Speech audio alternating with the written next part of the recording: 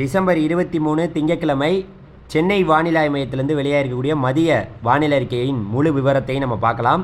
நேற்று மத்திய மேற்கு வங்கக்கடல் பகுதியில் நிலவிய ஆழ்ந்த காற்றழுத்த தாழ்வு பகுதி மேற்கு தென்மேற்கு திசையில் நகர்ந்து இன்று டிசம்பர் 23 காலை 8:30 மணி அளவில் தென்மேற்கு மற்றும் அதனை ஒட்டிய மத்திய மேற்கு வங்கக்கடல் பகுதியில் தெற்கு ஆந்திரா மற்றும் வட கடலோர தமிழக கடலோர பகுதிகளில் நிலவுகிறது.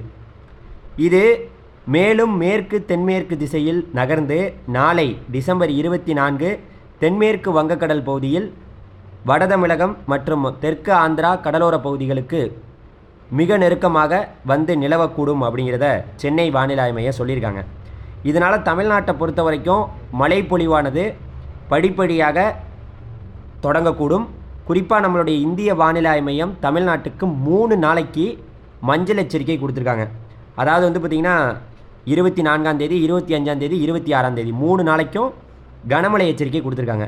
அது மட்டும் இல்லாமல் 7 துறைமுகங்களில் பார்த்திங்கன்னா 3ஆம் எண் புயல் எச்சரிக்கை கொண்டு ஏற்றப்பட்டிருக்கிறது.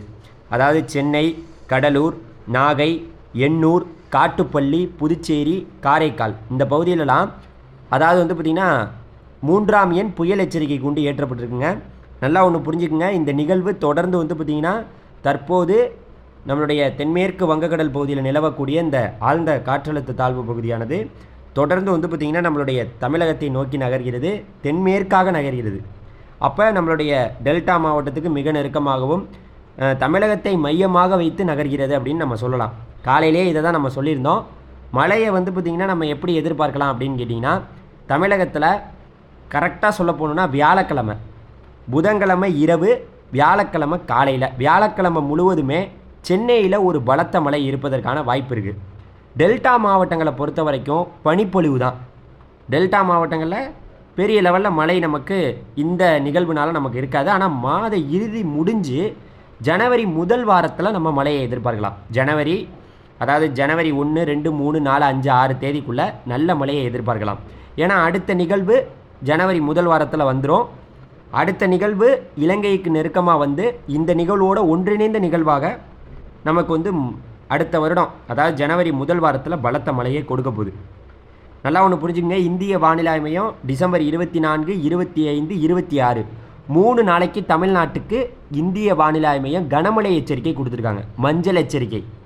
அப்போ கனமழை எச்சரிக்கைனா 10 சென்டிமீட்டர் வரைக்கும் மழை பெய்யலாம். 10 சென்டிமீட்டர்னால் நீங்கள் பார்க்க தான் போகிறீங்க. அதில் சென்னை பார்த்திங்கன்னா சென்னையில் மழை இருக்குங்க.